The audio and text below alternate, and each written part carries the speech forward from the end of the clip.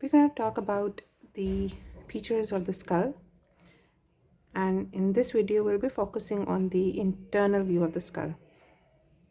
So when we inspect the inside of the skull, which is very important as it lodges the cerebral hemisphere along with the important openings for the passage of nerves and vessels, this view is known as the interior view of the skull. And the best way to learn the features is to divide this view into its three parts. Moving from anterior to posterior, we have the anterior cranial fossa, we have the middle cranial fossa, and then we have the posterior cranial fossa. The anterior cranial fossa lodges the frontal lobe of the cerebral hemispheres. The middle cranial fossa lodges the temporal lobe, and the posterior cranial fossa lodges the brainstem and the cerebellum, not the occipital lobe. Frontal lobe, temporal lobes, brainstem, and the cerebellum. Let's have a look at the anterior cranial fossa first. As we said, this is the fossa which lodges the frontal lobe of the cerebral hemisphere and is at level with the roof of the orbit. So this is the orbit and this is the anterior cranial fossa.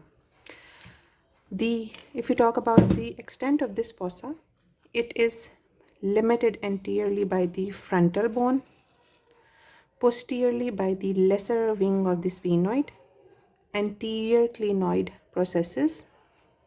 So these are the anterior clinoid processes, and the body of the sphenoid. So this marks the limitation of the anterior cranial fossa: frontal bone, lesser wing of the sphenoid, anterior clinoid processes, and the body of the sphenoid.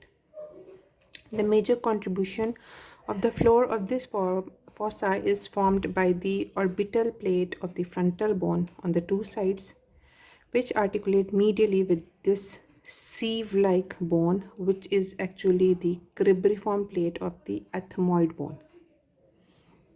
So two frontal bones, and this is the cribriform plate of the ethmoid bone articulating at the frontoethmoid suture. Now we will have a look at the other features that we can appreciate in this fossa.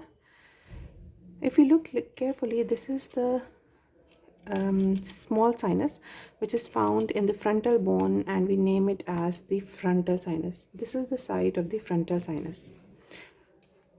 There is a midline crest which projects posteriorly, and this crest is meant for the attachment of the falx cerebri. So this midline crest provides attachment to the falx cerebri.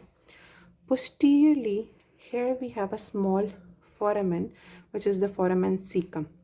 In majority of the individuals, this foramen is closed by the fibrous tissue. However, in 1% of the individuals, there is a small vein passing through this, which connects nasal vein with the superior sagittal sinus. This plate of the bone with its sieve-like appearance is the cribriform plate of the ethmoid, and in the midline it is projected in a form of a Crista galli. So this projection midline is the Crista galli, which also provides attachment to the falx cerebri. Along its anterior margin, here we have the anterior ethmoidal foramen for the passage of anterior ethmoidal vessels and nerves. The small perforations that we can see on the cribriform plate of the ethmoid bone, they are for the passage of olfactory nerve rootlets. Just behind the cribriform plate of the ethmoid, this part is the body or the jugum of the sphenoid, which joins the lesser wing of the sphenoid on the two sides. And this orbital part of the frontal bone actually accommodates the frontal lobe of the two cerebral hemispheres. In the next video, we will be talking about the middle cranial fossa.